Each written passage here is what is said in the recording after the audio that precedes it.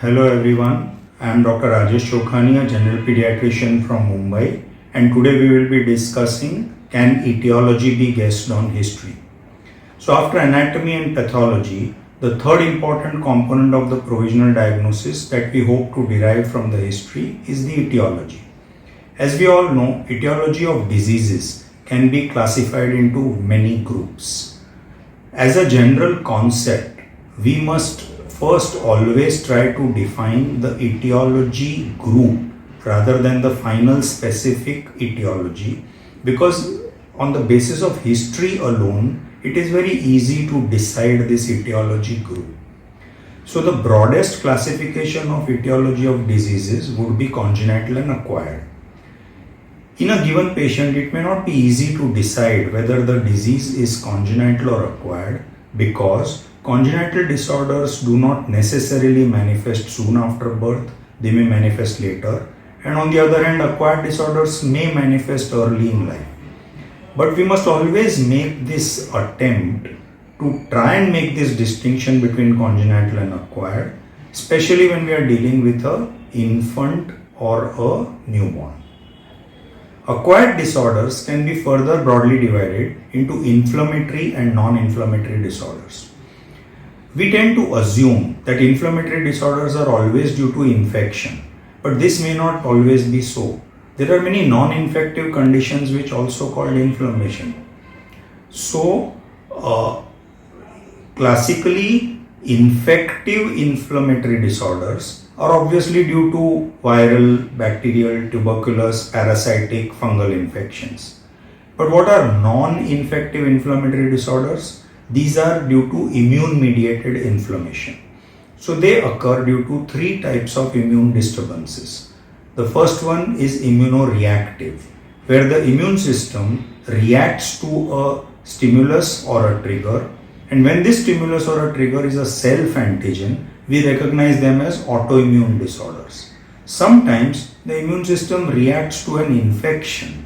For example, in tuberculosis, typically patients present with chronic low-grade fever, which is due to the infection itself. But when the immune system reacts to tuberculosis as an infection, sometimes patients may present with high fever.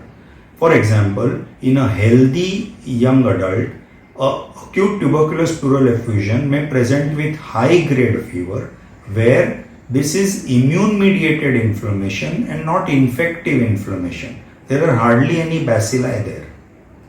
The second type of immune disturbance which causes non-infective inflammation is immunodysregulatory, which is seen in malignancies. And the third type of immune disturbance is immunodeficiency. So, to sum up, non-infective inflammation can be due to autoimmune disorders, allergy, malignancies, and in fact even trauma can cause non-infective inflammation. Now, having understood infective inflammatory and non-infective inflammatory groups, we now come to non-inflammatory group. This group can be further subdivided into deficiency disorders, where the deficiency could be of a nutritional substance or a hormone or an enzyme, or metabolic disorders, where there is an accumulation of an abnormal metabolite. Here we must remember that even storage disorders are a type of metabolic disorders, because there is an abnormal accumulation of a metabolite which gets stored. And then there could be a third group called poisoning, where the disorders are due to a poison or a toxic substance. So now we can understand that on the base of history, we can easily say that so and so has a non-infective inflammatory disorder, or so and so has a non-inflammatory disorder like a metabolic disorder. In our earlier videos, we saw that symptoms correlate with the anatomy of the disease. We realized that even physical signs help us to localize the anatomy and the pathology, but may not tell us the etiology. For example, if somebody presents with hypertonia and brisk reflexes, it helps us to localize the anatomy to the upper motor neuron. But what is the etiology of this upper motor neuron disease? It does not tell us. Say another patient who has a reduced movement of the right lower half of the chest with a dull note on percussion, with decreased air entry, with reduced vocal resonance. We localize the pathology to a pleural effusion. But these physical signs of the pleural effusion are generic. They don't tell us the etiology of the effusion, whether it's tuberculosis or bacterial, that is pyogenic, or malignancy. So how do we figure out the etiology? Clinically, etiology is always a guesswork which is based on the analysis of the whole disease process. And what is this analysis? It is nothing but the description of the onset, duration, progress and pattern of the disease by using appropriate adjectives. This gives us the etiology group. Then we apply our epidemiological knowledge to further try and narrow down the etiology within this group. Further, we must remember that whatever presents acutely is mechanical, allergic, vascular, metabolic or neurological. Of these, whatever gets better on its own is likely to be allergic, and at times it can be vascular, metabolic and neurological. Further, whatever gets better and recurs is often allergic and at times metabolic. So we realize that mechanical problems don't get better on their own. Similarly, infections do not present with sudden clinical manifestations.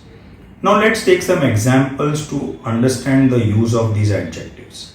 If somebody presents with fever, headache, vomiting, and on examination there's neck stiffness, our etiology group is an infective inflammatory disorder.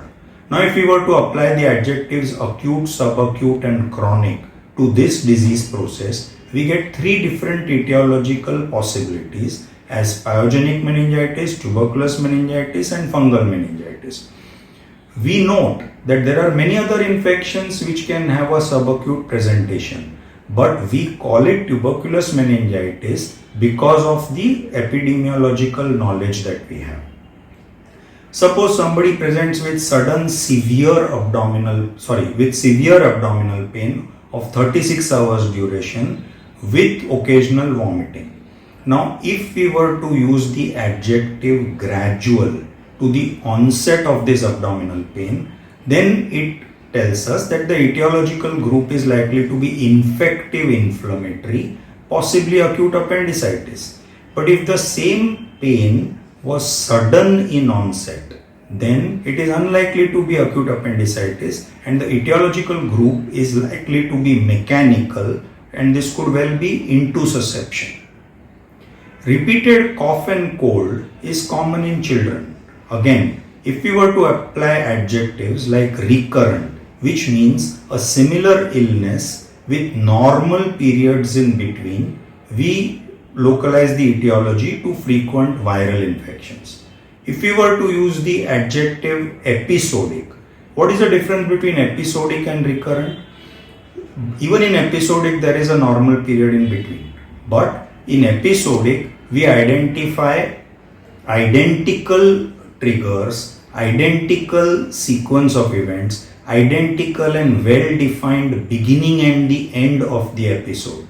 So if we were to use the adjective episodic, then our etiology is reactive airway disease or asthma, more so if the fever is not prominent and the cough is more prominent.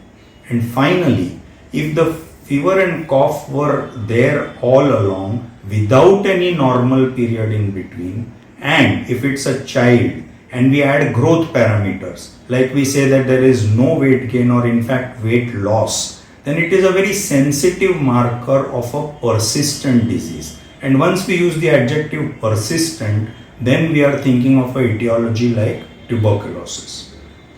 In neurological disorders like, let's say, a developmentally delayed child, if we use the adjective static and progressive, it leads us to different etiology groups like cerebral palsy or a neurometabolic disorder respectively.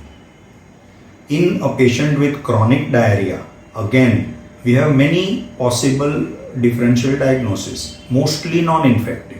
If we were to use the adjectives worsening, static or improving, we would probably be able to differentiate between an inflammatory disorder like a celiac disease, which is worsening, or a functional GI disorder, which is static, or what could have originally just been an infective episode of gastroenteritis which got prolonged because of mismanagement and which is now improving. We could possibly differentiate between all these. In a patient who presents with a limb edema, if we were to use the adjectives localized versus generalized, we get a diverse group of etiologies. So in summary friends, if we describe the onset, duration, progress and pattern of the disease by using adjectives in a nutshell, we get a lot of insight into the pathology and etiology. That is why we must always take a detailed history. By applying our epidemiological knowledge, we can intelligently guess the etiology in most cases. Proving the etiology by investigations has its own challenges, and therefore it's always good to have a clinical etiological diagnosis. Thank you. The next video will be by Dr. Mahesh Mohite on how to assess functional impairment, if any, which is the fourth and the final component of the provisional diagnosis. Thank you.